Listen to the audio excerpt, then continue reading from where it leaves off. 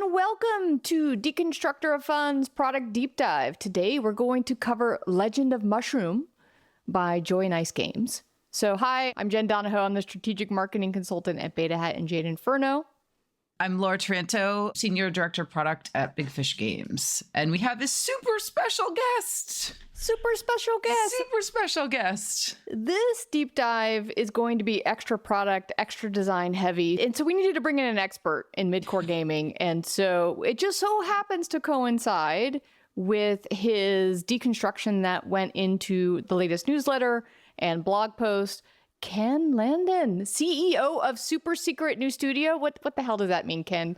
What are you up to? Thanks for joining. It means that we're not ready to talk to VCs yet. So, yeah, no outward branding, no disclosure of what we're working on. But yeah, I'm a CEO of a new startup. I joined it with a couple of people I worked with at Blizzard, friends who worked at Machine Zone, Scopely, etc. Quite a heavy pedigree there. But really excited to be on and talk about Legend of Mushroom. It's a great game.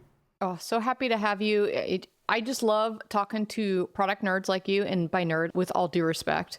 The folks that are the best at this are nerds in all of the best ways.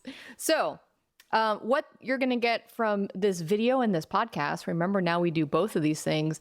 So we're going to give you an understanding of this really actually complex idle game. You're going to hear me shit on it, which is going to be really fun. And how it works, why is it making a lot of revenue? So why am I going to shit on a game that's making a lot of revenue? I will tell you, because as a player, we all have different motivations of why we play games. And this is one that doesn't spark joy for me, but it sparks joy for many, many people. So we're going to hear why. So coming out of this, you're always going to learn from these deep dives. How can you apply this to your own games? What are areas of improvement that would make this game a little bit better and more successful? And so we always want you to make sure that you can apply it to what you're doing. So we're going to kick off with an overview of the game if you're not familiar with it. So I'll go first. It's an idle RPG that made me realize that I personally hate idle RPGs. I will be role-playing the role of Cress on this podcast because I really absolutely hated playing this game. And Laura, I mean, next time we're really going to have to pick something more my speed for our next pod, because this is like 2 in a row. Well, Township wasn't that bad, although I didn't. Yeah, it wasn't nearly as bad as this one for me. But okay, all right, I'll shut up. What's the real summary? You're starting to sound like Goldilocks. This game's too hot. This game's too cold. Why can't you just give me a game that I like? Oh, that's just funny. Just teasing. So. Real summary. Actually, I'm going to give a mediocre summary. And the reason, Ken is more of an expert in this space, but for those of you who haven't played Legend of Mushrooms, and if you're in the West, you probably haven't, or if you're not playing mid-core games, you probably haven't seen it. We have a little bit of a slide deck, but I'm actually going to quote Ken directly, but I'll put in my own words. To me, this is like a RPG idle mix with I wouldn't even call this a game loop. I would call it a game spider web, and we'll go into it later and as to why. But imagine if you took the idle games we know and love. So there's elements that might be reminiscent of Adventure Capitalist, which Ken has worked on. And then you take, old games. I would even say maybe like way back when, I think it was called Tap Tap Heroes or Tap Knights, where you have this auto battler and your whole goal is like just to level up and, take over the world, be the highest power player. But I'd rather have Ken describe more accurately how he would summarize this game. Yeah, I think that you did a pretty good job. I mean, it really is one of these games that's centered on you gaining as much power as you can, but not really being punished for not being active all the time. They have the idle elements in there. Super, super deep and varied progression curve. So like lots and lots of different pieces of gear you can collect, lots of things that stack on top of each other in meaningful ways so that your power just escalates and escalates over and over and over. Lots and lots of chores to do. So like you'll log in the morning and you'll have 20 red badges, I think, that you have to go and clear. Some of them will be like free gyps of currency. Some of them will be a key-based unlock for running a dungeon. But there's just lots and lots to do, lots of things to make you feel like you're making meaningful progress.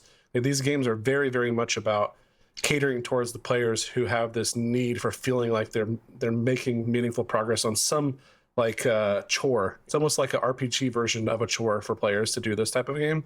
This game in particular is kind of smart in that they've added some social elements that allow you to peacock your progression against other players.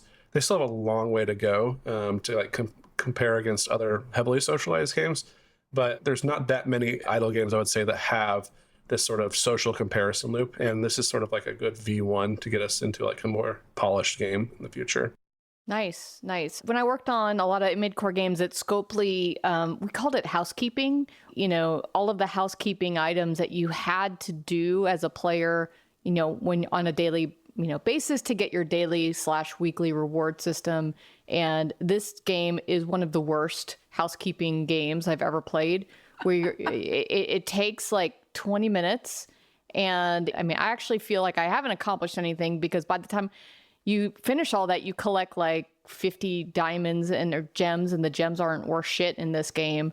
So I'm pissed at it for making me, because I'm one of those people who can't have red dots anywhere on my phone, because it drives me crazy. It makes me feel like, ooh, Ken, you actually sent me an article on this.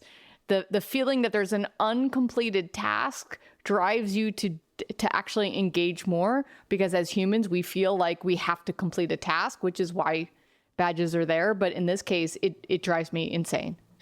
Oh, don't look at my phone. Are you one of those people that has like 500 unread messages and like 16,000 unread emails? That would kill me. Laura is. I have 1,207 unread messages. The emails I clear, but the messages, I've given up. That's hilarious. How do you do? I mean, who talks?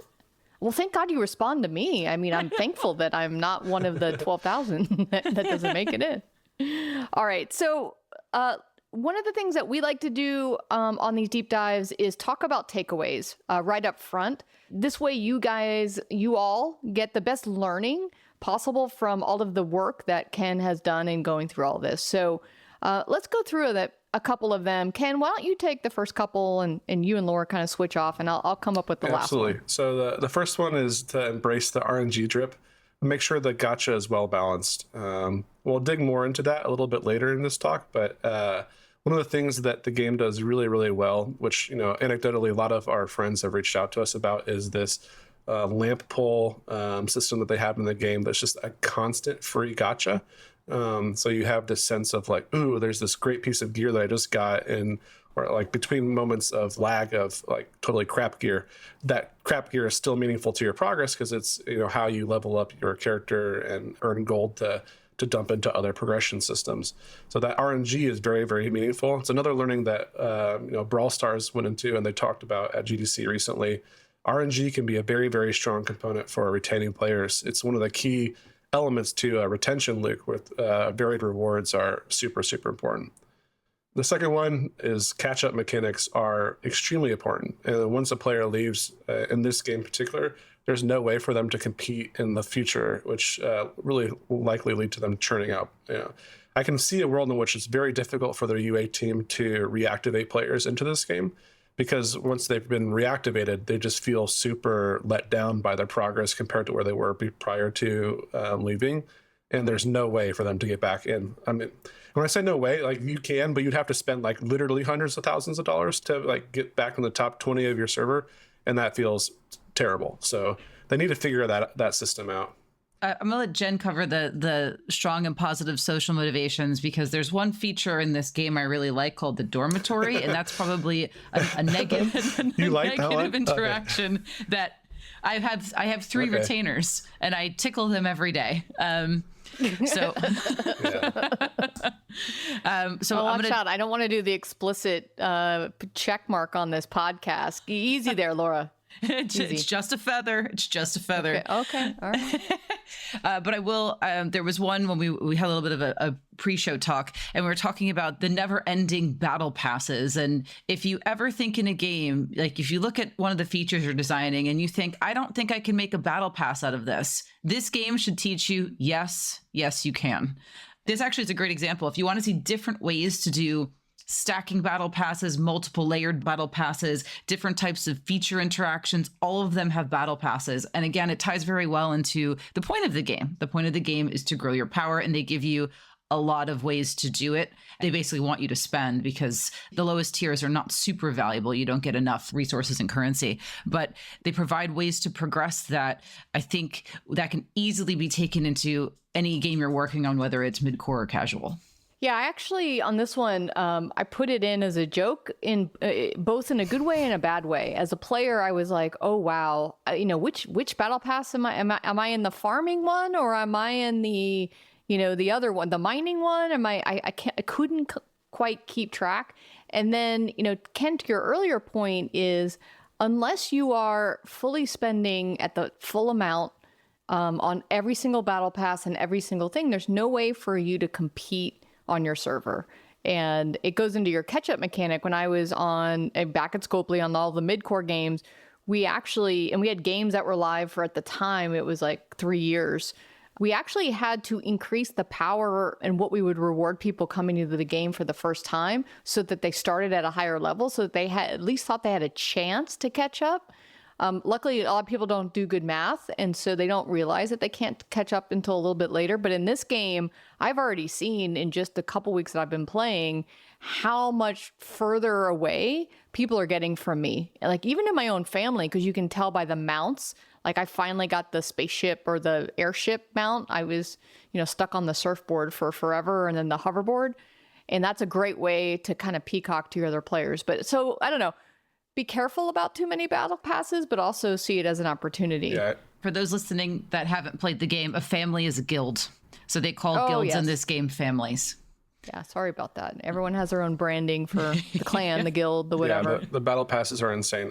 I was spending very heavily at the start of the game, and there was one battle pass I was just like, I don't really like this mini game, so I'm not going to engage with the battle pass, and that was a massive mistake. I ended up buying it like 4 or 5 days after I was first able to, but that first 4 or 5 days of not having it meant that I meaningfully dropped back in the progression pack, and then I just never recovered. It's super, super punishing. But one of the really strong sides that they have in this game is they have excellent early merchandising. And every single IAP offer that they offer you at the beginning of the game is extremely valuable. Like the amount of progression that you can push through with just the first, I think it's like a $1.99 pack, is significant. If you buy all 3 of the first gear packs that they offer, I think it's a total of $14 or $15. You can get easily to like level 50 in the game just off of those without having to do any of the other idle mechanics. Like, your character will just power through with just those 3 pieces of items. And they end up stacking them in like the right prices. So they escalate from $1.99 to $5 to $10. And then they start adding in new systems. So like they'll offer you a bundle pack for the system that just unlocked. Like maybe you'll just have unlocked pals, and then a new bundle pack will pop up for pals. So that progression-based targeting is pretty powerful. The flip side of that is that it feels like they don't have PMs working in this game, or they don't have like segmentation tech in place, because all of our whales will have been spending $99 on gold packs or something like that, and they'll still be offered the $2 progression pack. Yeah. There's no relevancy to their past spending behavior, which is something that we're running into in a lot of games recently. Like even Brawl Stars has that problem where they just don't have any ability to target people's past spending behavior. Yeah, I absolutely agree with you on the merchandising, and I always preach to people, to my PM partners. It's like, hey guys, like starter packs, early monetization, that dollar purchase, leveling up in value, trying to capture people to make them feel really good and powerful about the game, is a brilliant way to keep people. What we found at Riot was once somebody made that first purchase, the chance of them coming in and making another purchase was incredibly meaningful, let me say. So I agree with you on that. One other small thing we didn't have on our list I wanted to throw in there is, as someone of a certain age who has really shitty eyesight, the text and everything in this game is so insanely small. And I have an iPhone 15 Pro, so I don't have the big one. I have the little one. But for the love of God, we should all have a minimum font size that we use in our UI UX. And so maybe these, the audience for this are people who have cat-like vision and have no problems whatsoever. But sometimes I'm getting my magnifying glass out and I'm like, what's this say here? I can't quite see. So just just make sure that where you can, the icons that you use and the text that you use, try to make it make sense and make it legible. Okay. So this is what we're describing as what is Legend of Mushroom. I recorded this. This is my level 72. We probably should have taken yours because I saw some screenshots of your account. You're like way above 100 now. I think I'm at like 115. Laura, you're still on the surfboard? I'm level 70 and I have like a better mount than you. Hey, this is the beauty of this game. There's multiple ways to Laura's progress. only spent like $4 though, so yeah. I've only spent like $4. Right? No, I've spent maybe 50 to 75 bucks. I got the cool little like propeller airplane thing. We'll go into more detail and we'll show some screenshots of a further account. I'm now just I'm at level 92 now. So I have progressed a bit, but just to give you everyone who's watching an idea of what this game looks like, and you can see the small text that Jen's referring to. But the pure scale of this is a little bit showing my daily tasks and just kind of what we talked about. There's just so much housekeeping to do as everything in the game resets. You're going through, that's the tickle. That's the retainer. I missed the tickle. But there's basically a lot of tasks that give you a little bit of power here and there that you do every day. And then as mentioned, it's the spend that really propels you forward. I didn't figure out the prayer thing until recently, that there are levels and you kind of like pick which ones you want to lock and which ones you want to like re-roll. And so I have like all A's and now I don't want to re-roll anything. I'm like, well. But then you can't level up the statue without re-rolling. Yeah. Oh. If you lock everything, it's locked in. They have different sets there too as well. So like if you're doing PvP, you're going to have your PvP set on. If you're doing, you'll do your PvE set as well. It's quite smart. I'm only at level 3. Yeah, so I haven't unlocked the rest of the sets yet. The first one unlocks at level 5. Sorry, the second one unlocks at level 5. So I keep having to just pray to level up the statue. So I leave one unlocked, hoping I don't get another A, because now I have all A's, which is the higher class, the more powerful, buffs. And now I'm like, what do? I just have to do my little one roll and get a little bit here and there until I hit the next set to unlock more of them. So we're looking at the mine. I felt like I was playing Township.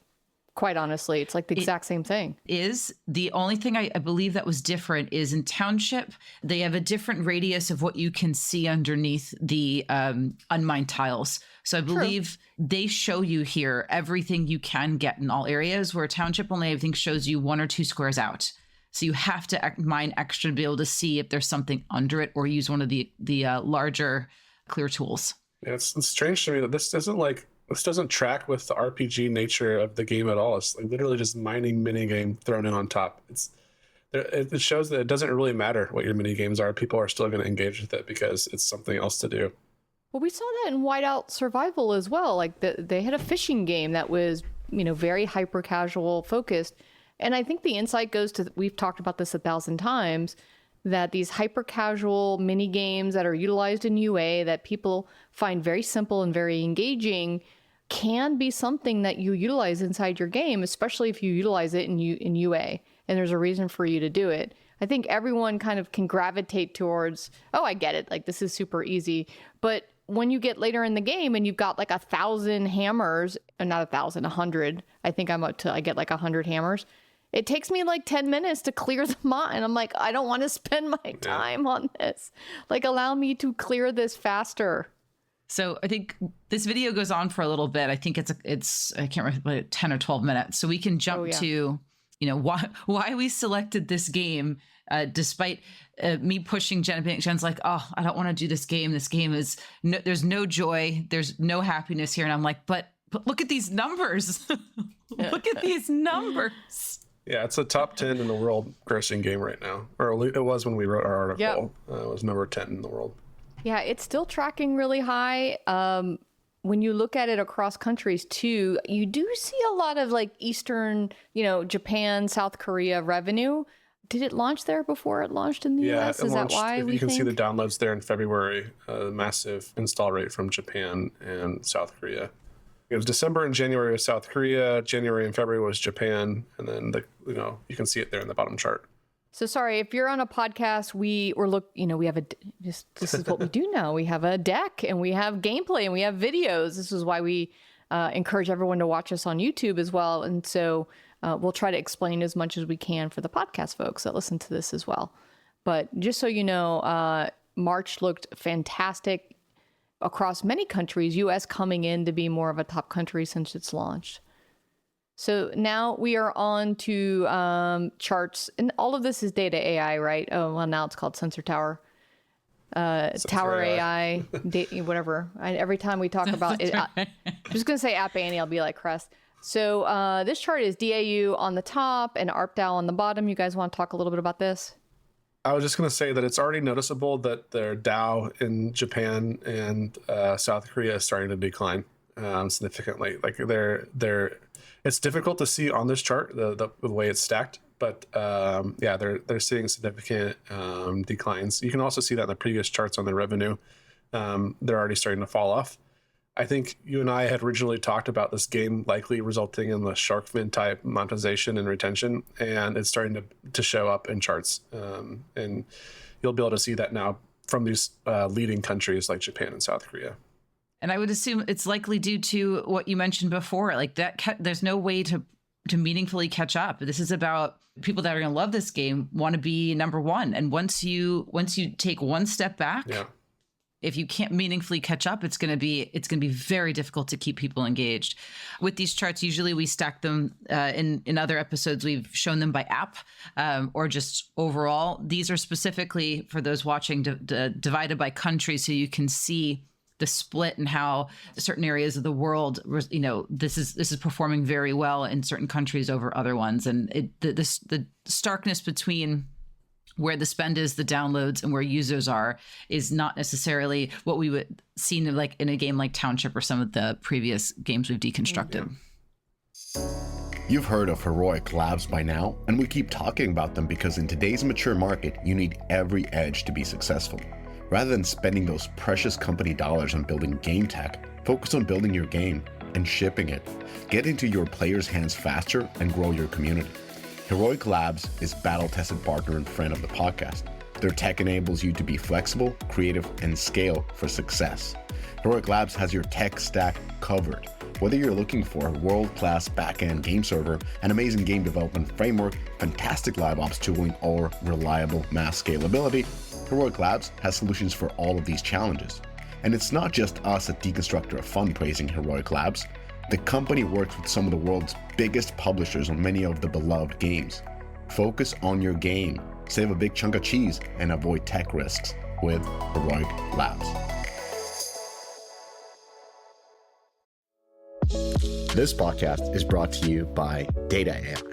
Now, you're asking, didn't they get acquired by Sensor Tower? They did, and that's awesome. Here's why. Whether you loved using Data.ai or Sensor Tower, the combined company will offer customers even stronger and more detailed insights on the full digital customer journey. Exciting times lie ahead as Sensor Tower and Data AI join forces. Go to Data.ai or SensorTower.com and get on board with undeniably the best data partner in the business. Now, back to the episode. All right, are we ready for core? Look, your core. I don't know how you do this. It's amazing how you should develop. Somebody should software. pay you to be a product manager, almost like a senior director level product manager, I would say. And that's very kind, because I have to say, Ken did an awesome job in his article going through all the progression verticals. I gave up after a little bit in doing this game. It's not even a loop. It is a spider web, because there were so many that I was like, one, they're not going to fit on one slide. And if I can get them, it's going to be illegible. But I did my best to go through at least the main bits. So I'm gonna go through this, and Ken, I encourage you to jump in, correct me, and add color as I describe this. Okay. So we have our basic loop, which is what we were discussing about how you light these lamps. They're a little bit like you don't know what you're going to get. It's usually a piece of gear, and if it's better than your current gear, you basically have the choice of equipping it, or if you're silly, you would sell it. But why would you sell it? Because then you don't get more power, but you do get coins and XP. So you light a lamp. Takes a lamp to light a lamp. You get some sort of armor, and then you have two choices, equip or no. If you don't equip, coins XP, you get towards level up. And if you level up enough times, when I say enough times, this is like Ken's at level 100 something, I'm at 92. It's like every 30 or so, 20, 30 levels, you get basically an evolution choice. And I think I chose wrong. I chose the axe guy and Spend those gems. the berserker. You're gonna spend the gems to swap classes. But Yeah, it costs 4,000 gems to swap classes, I've discovered, because Ken's recommendation is, why don't you, archers are better if you're going to do the idle mechanic. I was like, I had no idea. So you get this choice to evolve. It all goes back into powering up. If you do equip your armor, that's another form of your power. So you get stronger. This is better for battles. And then you start to get things like powering up your skills and pals. So in addition to the kind of class you are, you also have skills, which I'm thinking of like, they're like magic kind of. spells. Like, Yeah, more or less. Yeah. yeah, Your spells, traits. traits. There's a ton of them. You get shards of them. All the shards you combine together to level up your skills, which again make you stronger. You want to power up these skills and pals are like pets. They also are shards that you level up, and then they make you stronger too. And then that basically makes you stronger to participate in your idle battle or your arena battle or your PvP. And by battling, you basically get more lamps. So I'd say that's how I would kind of describe the core loop. How'd I do? Yeah, pretty good. I think there's some arena battle rewards that are in addition to lamps. Specifically, you get like PvP currency that you can then use inside of PvP shops, which further on in the game, they allow you to ascend your character.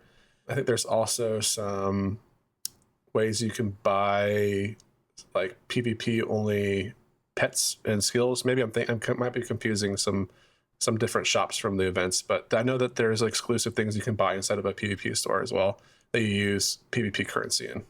Part of the housekeeping is doing a lot of the, clearing out, getting your diamonds. You also get diamonds they have like a mini task system. I find that actually it's almost as fun as clicking on the lamp, seeing I've accomplished the task, because then I end up getting tickets, which are for the gacha pulls, which is not the lamp, it's a separate gacha pull system. And then I get more diamonds.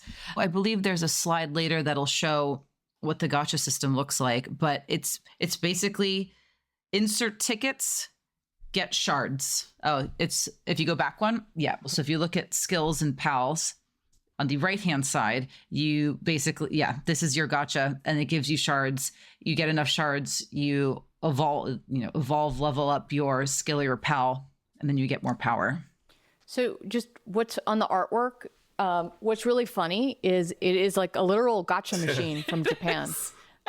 Or it's the claw, like in Toy Story, the claw that comes down. And so I don't know what those games are called, but it's basically they're like, this is your gacha machine. Here you go. Like, we're not even gonna pretend like it's not that. On the Deconstructor of Fun article covering this, we have an animation of what this looks like as well. The pull, and then how it displays out your skills, your pals, and then what that looks like on the skill screen.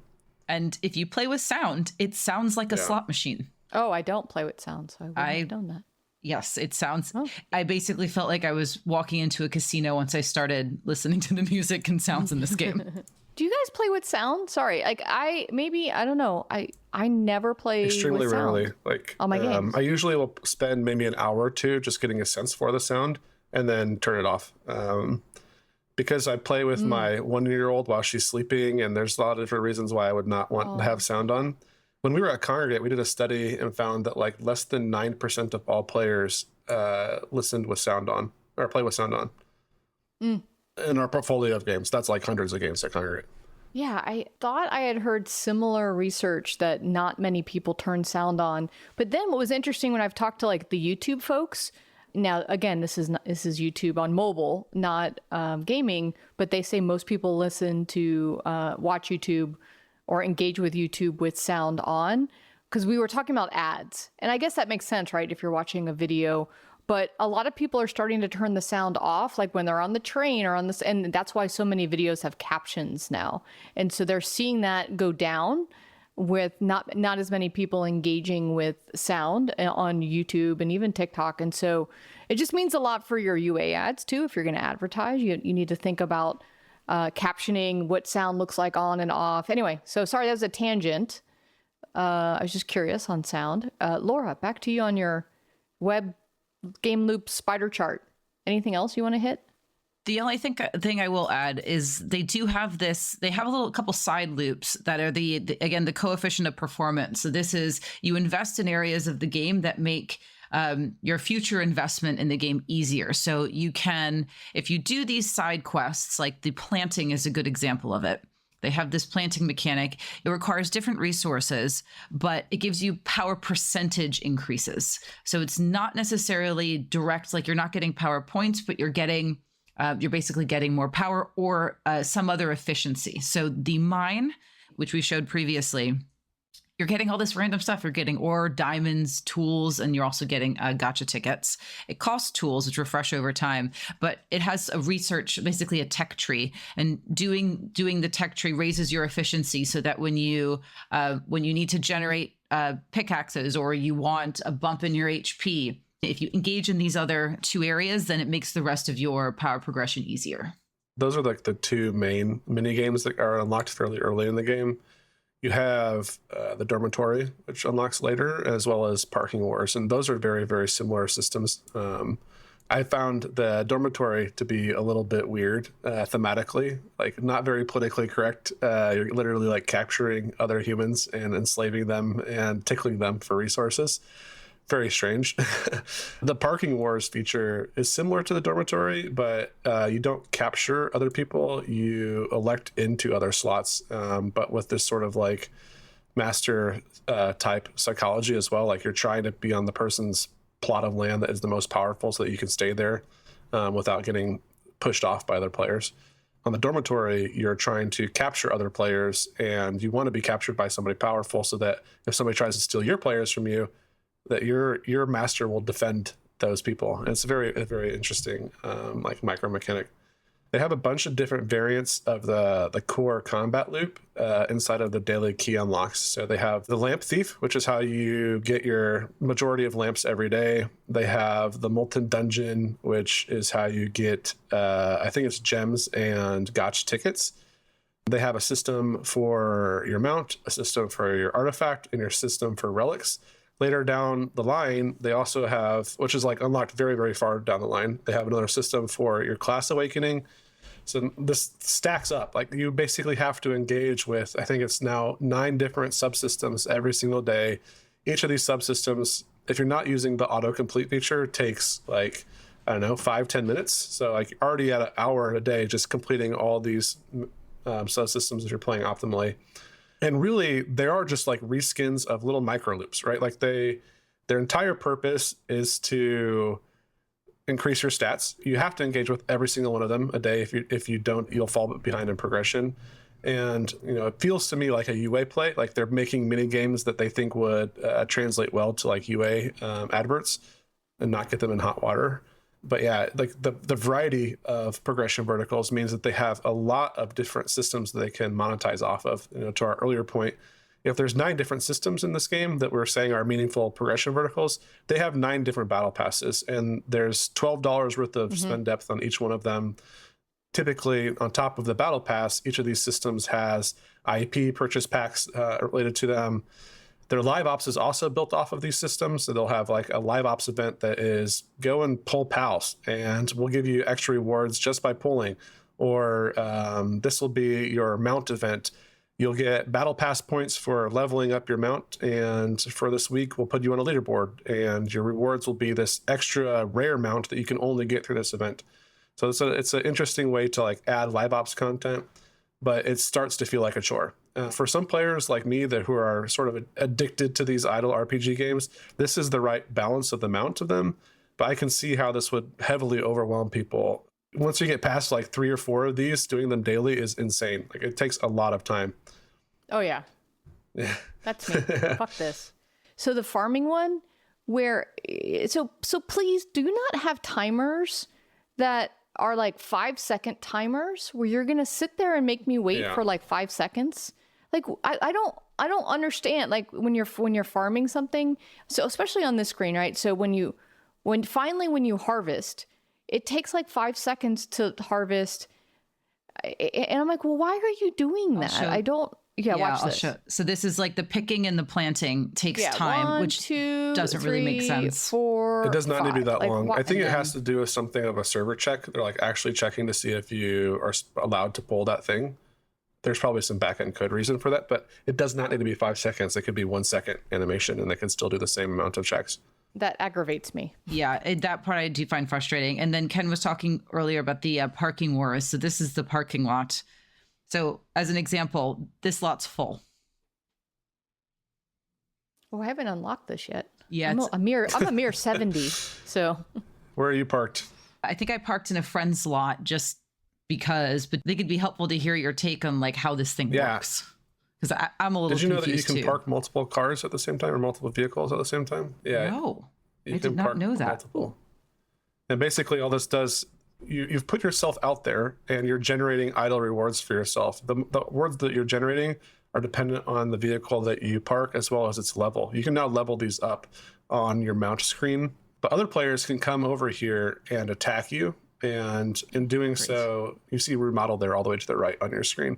In doing so, they'll kick you off of that spot and take all the resources that you've already farmed there.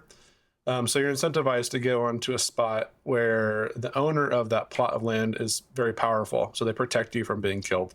Ideally, in a game that has like really strong social, there would be some sort of social contracts or like there's additional benefits and agreements that you can make with the player to like, yeah, I only want my best friends to be on this plot of land. In this game, there's none of that. You can just literally choose anybody's slot. The first come, first serve, just join the whale. The whale can also kick you off the slot, which is very strange. There's very weird social interactions in this game where the heaviest spending players are sometimes they're in your guild, sometimes they're not. But if they're in their guild, they still will kill you because you're the only option for them to kill, and they need to kill you for some progression currency inside of an event or just for like leaderboard rewards. The entire top 50 players in my game, in my server, are all in the same guild, and they all have to fight each other every week for PvP placement, which feels very weird. Like you would feel like they should be fighting other guilds at the least. But there's a heavy focus on like me winning versus my guild winning, but which doesn't really grok well with me once you have a guild system in the game. It's very strange. Yeah, that's weird. So this is what the guild looks like. It's a little, navigating it is a little bit strange and kind of related to how the text is too small. Some of the UX interactions in this game are challenging. Yeah. There's no reason for this screen to function like this, where you have to like manually move around over to get to different places. It's super frustrating. It's super frustrating. You just have to move a little bit so you can see it, but you can still tap on the lava. I mean, you don't have to be in front of it, but you do have to like move yourself a little bit. I think, Ken, it's the peacocking, right? There. Like this is just showing off like where you are amongst your clan. We cover this a little bit in the article. That showing off amongst your peers is the key reason why people play these games, and the key reason why they continue to spend $20,000 in a month. I have this mount that is exclusive and only available via the leaderboard reward, and you can see it there. That is the key place that all the whales will show it off. I have this weapon that is an event weapon, and those are the few items that they actually show on that screen. They show your helm, they show your weapon, they show your mount, right? And that's all you really need to show. Those are the things they're merchandising and monetizing off of. I feel like I'm the only one with not a cool sword now, so it's working. I bought the mask in the sword, or the artifact. They call it an artifact, I guess. Yep. I did some of those early, because I spend in games, because I also want to make sure that I didn't even catch up to you guys. I didn't spend enough. It did make the early part of the game feel so much more fulfilling that I was blasting through things when I made some of those purchases. I think, Ken, you said this earlier, but not only are those purchases low price points that get you to engage and feel good about spending more, and they offer you a lot of dollar price items with 1,000% value, right? Like I think we all know is the PMs, when you showcase the value in a percentage, it helps players understand that they're getting a discount because so many people want to buy on a discount. And it made me feel good about spending the money. And I think that's another reason why they are seeing so much early monetization, is that the value translates to gameplay value. Very one-to-one. Yeah, and it feels very fulfilling. And so this, again, is why stacking your price points, starting with very low. Some people are like, why would I charge $1, Jen? Like, what? I could get so much more. But if you start there and then you introduce the $4.99 and then you introduce the $9.99, the chance of those players graduating through the ladders of the price points is so much higher. Absolutely. It also is in the battle pass in terms of 2 tiers: cheap tier, more expensive tier. Yeah. And the people who are min-maxing and competing, they're doing both, right? That's a way to increase the value on that $9.99 tier. And this is what we mean by there's battle passes and battle passes and battle passes. I mean, and also there's just so many things to purchase.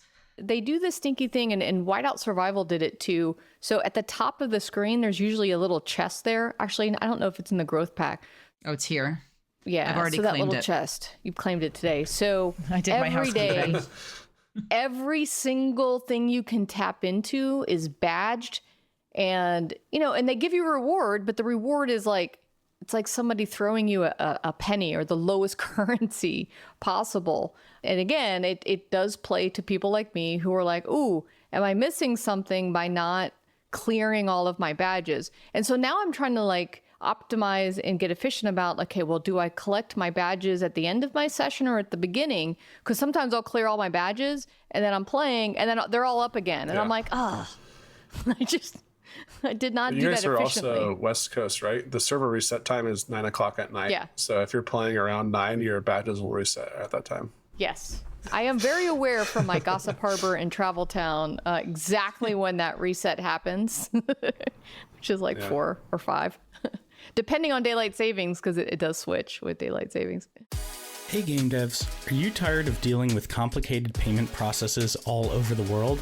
Well, Xola's got your back with Xola PayStation. It has a simple, user-friendly interface that makes it easy for players to pay for your games and in-game content however they want. And because the Xola PayStation user interface is adaptive and accessible on smartphones, tablets, and PCs, your players will have a seamless experience no matter their preferred device. Players can save their favorite payment methods for future purchases, and on mobile, even charge purchases directly to their phone carrier bill. On the back end, you can customize your checkout with game-specific integration options like sidebars and iframes, as well as change colors, fonts, and images to make PayStation look and feel like a natural part of your game. Ready to see Xola's PayStation in action? Visit xola.pro/payments-DOF or visit the link in this podcast description.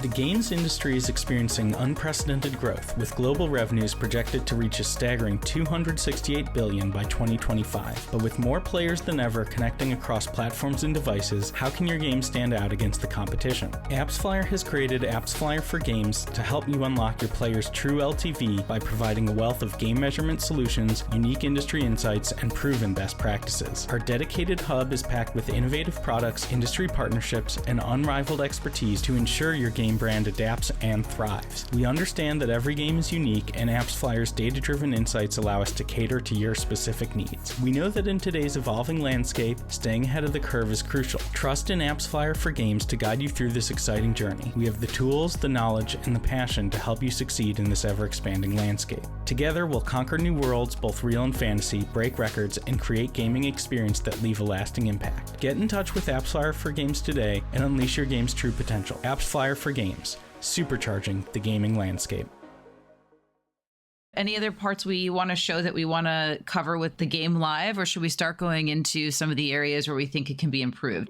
We can talk about how you would improve the gacha. If you pull up the gacha right now, or actually pull up the PAL screen, this screen translates pretty well what's wrong with their gacha system, is how sharding works.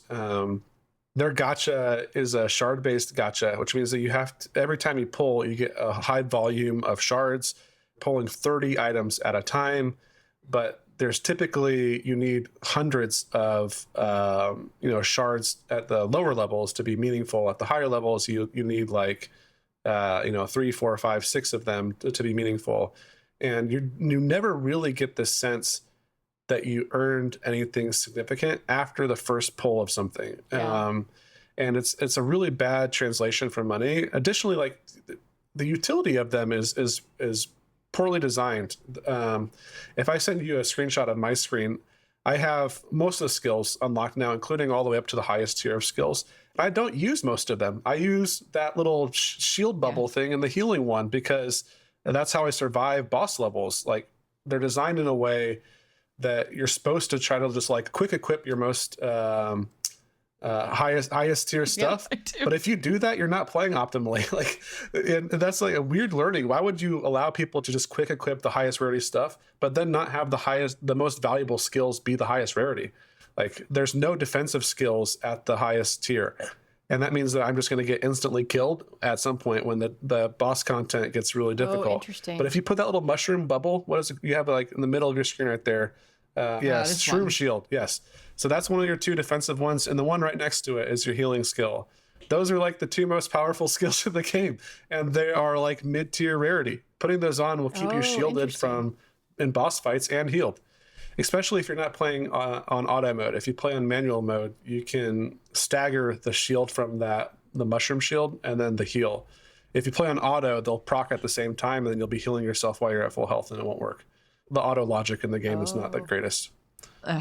There is nothing worse than when I was sink like a couple thousand gems, not as much as other people, and I have there's no meaningful progress to any of the individual skills or pals.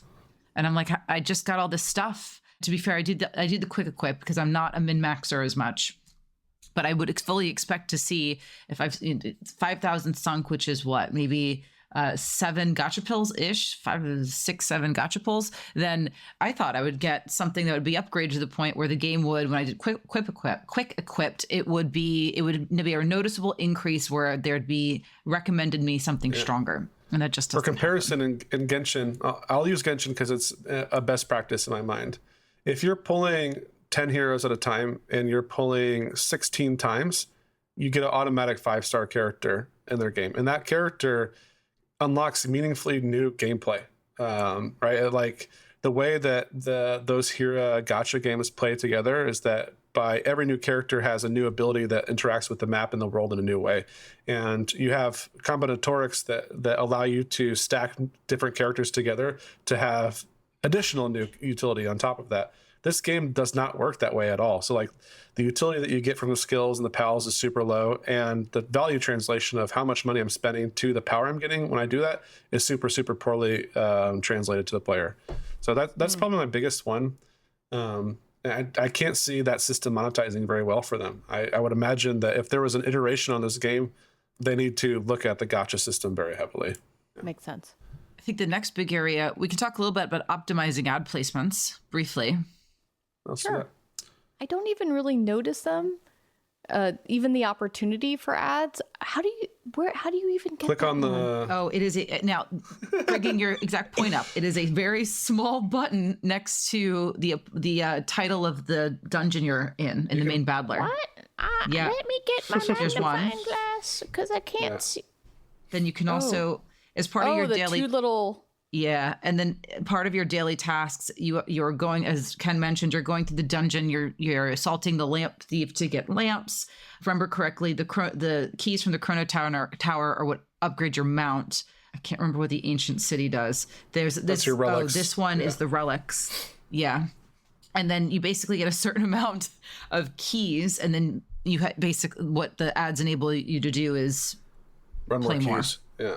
So you can watch it, get more keys to get more lamps, currency for relics, or what are the clock winders for them? Yeah, those keys are keys are valuable. They're capped in the store as well. There's not very many of them. I think you can spend a few dollars a day on keys. There's no way to dump $1,000 into the keys. That's 0 of 1 packs available for you right there. Yeah. Not a great monetization system, but the ad side of it means that the ad view is quite valuable. And one of the first purchases I made in this game was that no ads purchase. This thing was like $9 and never have to watch ads again. And I get like the benefit of what would have been maybe 12 ad placements worth of that then throughout the day. Another place you can get it ads is for fertilizer in the the field system, and I think which is Shroomy Farm. They're applying once you run out of fertilizers. Oh, I have so much that I may not trigger the ad. Yeah. Oh, and then you also get it for pickaxes, which I any do of the use. mining boosters. Oh yeah, when you run out of your mining stuff. Yeah.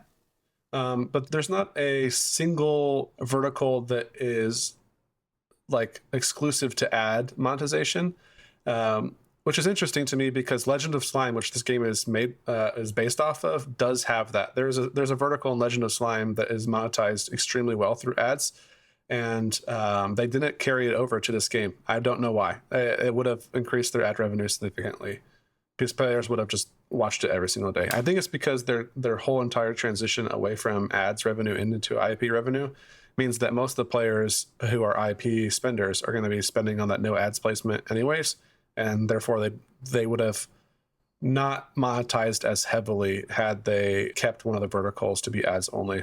All right, should we move to last improvement point?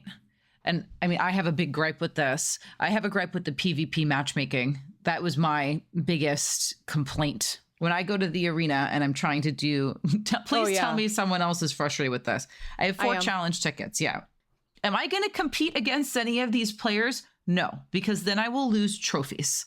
Like, I'm going to lose this battle. And I don't know why they're pairing me with these types of people. Tell me why. Here's something else is, so you'll notice that red, right? There's a little bit of red. Anyone who's red, you definitely can't beat. Exactly. So hit refresh. Oh, there's and you'll a green. get then you'll get a green. But that's one of 10. One of 10 that I've been. One of 10. One of 10. And you might not even beat that person.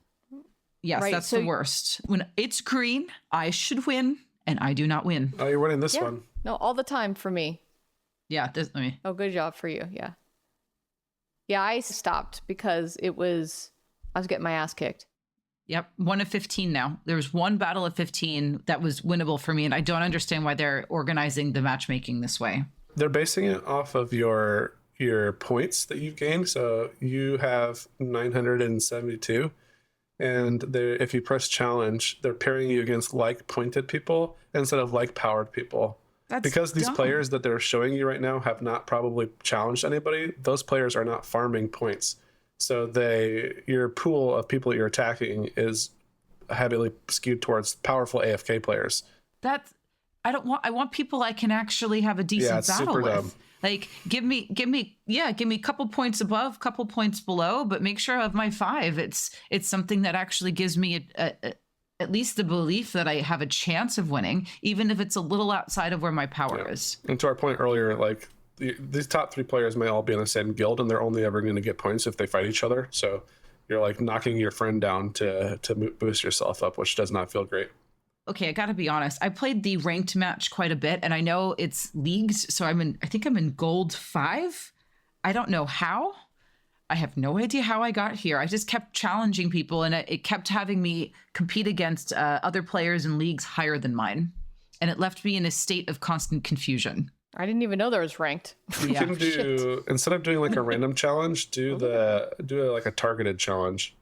So like one of these people that's the thematic difference between the arena and the cross ranked is arena is only you can like select a list, but here you have to like pick and choose who you're actually targeting from this like, I don't know, 50 people that you're going up against. You're going to get demoted, by the way, if you don't attack one of these people. You should probably try to farm that. Yeah. There's decent rewards for this. The better league you're in, the more placement rewards you'll get, and then you'll be able to farm items from the shop. That is if you continue to play this game after this talk is over with. Fuck no. Oh, I'm in silver. I didn't realize. So it's cross-server challenge, right? Cross-server ranked match. Exactly. So we touched on this earlier. I think this is a great example of how features that could actually target specific player types and be helpful to the game are not surfaced well. One thing I do want to call out for very poor surfacing is the soul embed. This took me forever to remember how to find. I don't understand this. I was gonna be like, can you please teach me what the hell this is? Because I even got my magnifying glass out and tried to read it and still don't understand what's going on here. But that's Okay, fine. we- I don't really care. I mean, It's just another progression vertical that like you have to minigame, and there's a gacha inside of it. There's a ladder inside of it. It has its own currency. There's a fusion system so that they can like, I don't know, work towards the players who like fusing. Every single minigame in this game makes me feel like they're trying to spin an ad off of it. Like they're like, oh, you have to fuse souls together to get a better soul here. There's a ladder that you have to climb with the ladder. Like this whole entire thing is like a UA play in my mind. But from a gameplay perspective, it's just another system that you have to farm. And if you don't, you'll fall behind. So what I hate about it is basically you're climbing this ladder, which is very similar to the dungeons. It's just presented in a different format. It is a dungeon, but it's separated into its. If I need to do a dungeon to get relics and I enter it through the relic menu, I don't understand then why. What I should be able to do then, if I want to get these clock windy things, what I would expect if they're going to follow the same behavior, and it's about establishing basically things that inherently make sense. So if you're going to have like basically a separate currency to be leveling up things like your relics or your mounts, the way I do it is through the dungeons, and that's a loop. The soul embeds completely break that pattern and have me go through a completely different kind of exactly.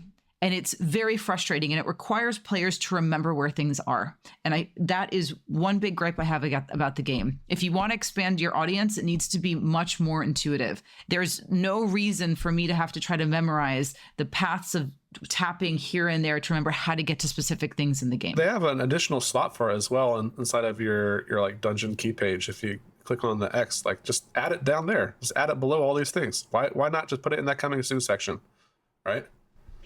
Exactly. yeah. The way that they have tabs within, you go to something and then there's so many tabs to click over. Like that's why when you were like in the arena, I actually think I had at one point finally clicked on that because they badged it, right? So they badge things in a way that they do use badging well to help you find things, to try to teach you. It's almost like signposting, but not incredibly well done. Like there's nothing that kind of takes you to where you need to go. They're marching you down the path so that you kind of get to know where things are. And I think that's why they do the badging, right? They're trying to teach you. Maybe one day you'll pay attention as you go into these things. But with the soul things, I think I'm hitting cognitive overload in this game, even though they've layered things, right? We talked about how, some things don't unlock, but they introduced the soulstone thing, and I was just like, I don't even know what you're trying to tell me these things are. Which ones are valuable? Which ones do I merge? Which ones do I destroy and scrap? Like, they're all mechanics I've played in other games, but I'm like, okay, well, which one do you want? And then, by the way, when we get to ads, I pulled some ads for us to take a look at. They actually aren't even doing the mini games in the ads. They're doing like fake gameplay. So I pulled some US ads, and recently, so as we record this, it's April 19th, and they're actually only running 2 ads. They were running more, but it looks like they weren't performing as well. So one of these that you see here in the top middle, it looks like an RPG. It doesn't even look like anything that this game has. Again, kind of like a fake ad. They have a static ad below that makes it look like an old school Zelda game. And then they have this ad over here on my left, which, kind of makes it look like a side-scrolling squad battler. Like, none of these actually look like anything that is going on inside this game. And so, they're trying to signal RPG, and I think if I were to watch this, I get RPG out of it. But what a huge opportunity to leverage some of those mini games, make them playables. And then they're in their game. They're there. They followed the strategy. They're just not using it with UA. So it's pretty funny. Ironic, actually. Yeah. So maybe that's my one key takeaway from them is like, go do more fake ads off your mini games, guys, like everyone else does. We covered in a previous talk on this was that some of the ads that the static ads that they're running on Twitter are IP theft ads, where they'll have like Star Wars AT-ATs walking on the screen, or there's like 3 different Star Wars ads that they have with Legend of Mushroom characters replacing like Darth Vader and Luke Skywalker. It's very, very illegal. They also have a Pokemon ripoff where like your pal looks like a very iconic Pokemon It's a very, very strange direction they've taken, but it works. Interesting. I used the data AI creative poll, so those didn't pop up, but if they're doing, like, please don't do that, everybody. Like, that is IP infringement. That is a way to make enemies in this industry, and you don't want to be the marketer that does that. But perhaps the studios in China, they don't care, and in many cases, those folks don't know about IP and know that you can't just do that. But we're here to tell you, don't do that. Shall we end on a positive note? I feel like Yes. I feel like I came down a little bit hard on the game. There's a lot to love. Well, I think there's a lot to love, but then there's a lot of room for improvement. I would just ask, Ken, what's your favorite part of this game? From a PM, what do you think is the strongest product design in this space that they've done? Definitely the lamp loot system. This like constant dopamine drip of gear that's free into the player, and it's driving super long sessions. I know we talked about earlier, like this system can enable you to keep your app open for like 8 hours at a time while you're just churning through all these free lamps you've gotten. Keeping a user in the game is how you keep them spending, right? Like, you can't spend money if you're not in the game. So keeping them in there, keeping them fed dopamine, and that dopamine also translating to your meaningful progress is a very, very strong hook. It's definitely my favorite product hack that they've done. How about you guys? What's your favorite, if not that? I enjoy the art style a lot. Interesting. I thought the characters were really adorable. The pal, like, we know that the idea of pets and pals are always engaging. I like how they had two systems with the skills and the pals, kind of building up your character. I like that you can choose how you evolve your character and the path that you want to go down. It's always nice to see your character get cooler stuff and become more badass. So even though I like the character design, it did remind me of like Toadstool from Mario, and so it did have a little bit of lack of uniqueness, and that I feel like they could still do something with that, though. Some of the evolved characters, that they become humanoid. So Yes. that's weird to me. So the whole thing is like, hey, it's Legend of Mushroom, and you're evolving this mushroom, and at the end of your evolution, when you get to like a really cool thing, you're a human.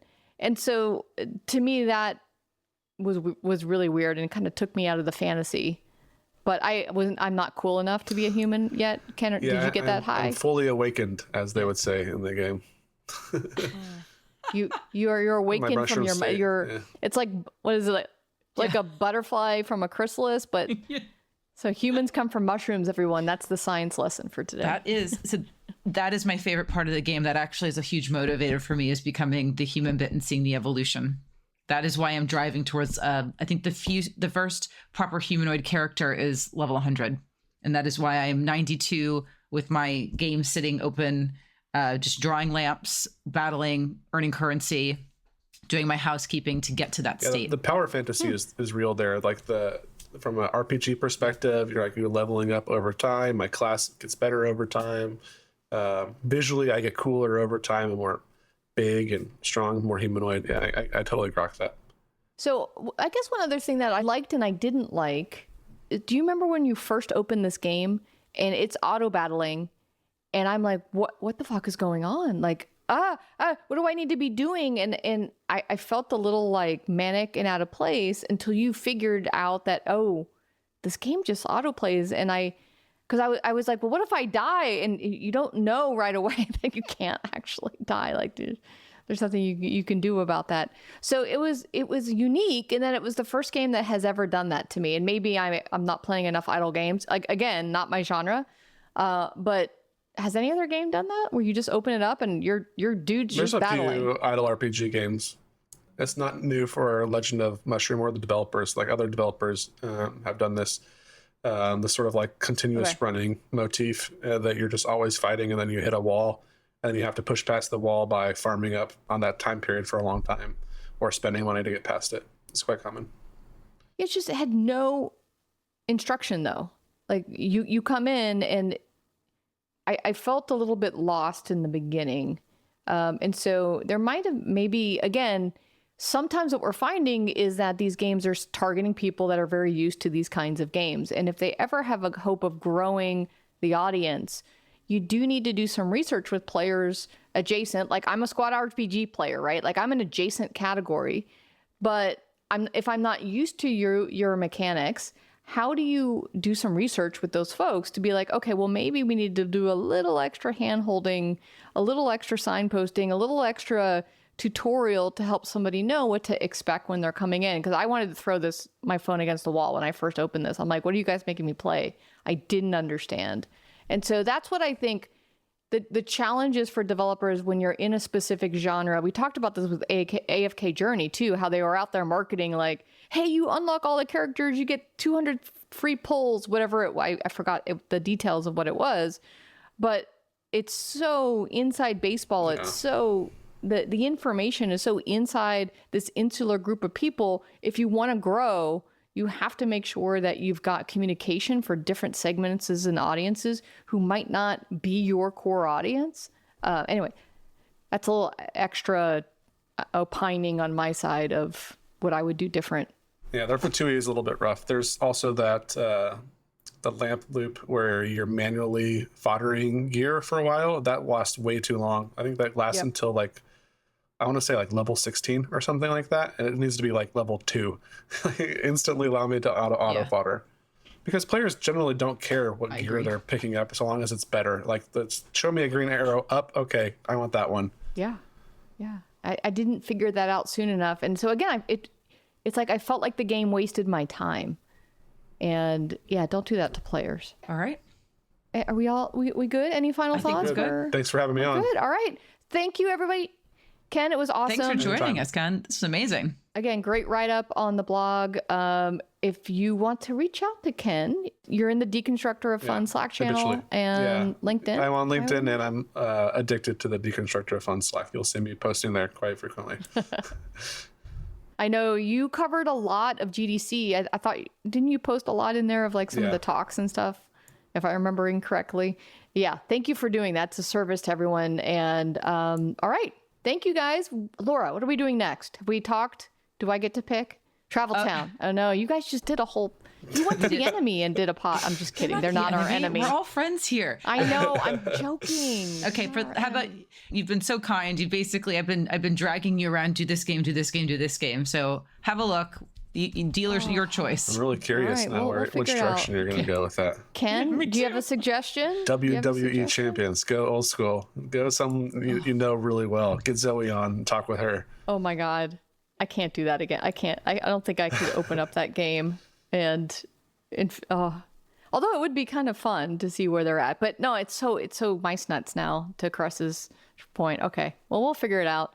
You just did Gossip Harbor and Travel Town without me. The two games that I'm literally at the end. I am an end game player on both of those games, and you don't have me join you on. Okay, fine. I see. On 2.5 Gamer, you're gonna take it up with Matei. Yeah. All right. Okay, that's fine. All right, my friends. Thank you again, and see you next time. See you next time. You did it. You made it to the end of the episode. As a fan of the show, it would help us out if you subscribe and leave us a review on the podcast service of your choice. More importantly, are you a member of the Deconstructor of Fun Slack group? If you have 5 years or more of games industry experience, go to deconstructoroffun.com/Slack and apply to join. Join the games industry's best professional community filled with peers always willing to lend a hand. Or subscribe to our newsletter to get all the latest insights from the Deconstructor of Fun content creators. Thanks for listening.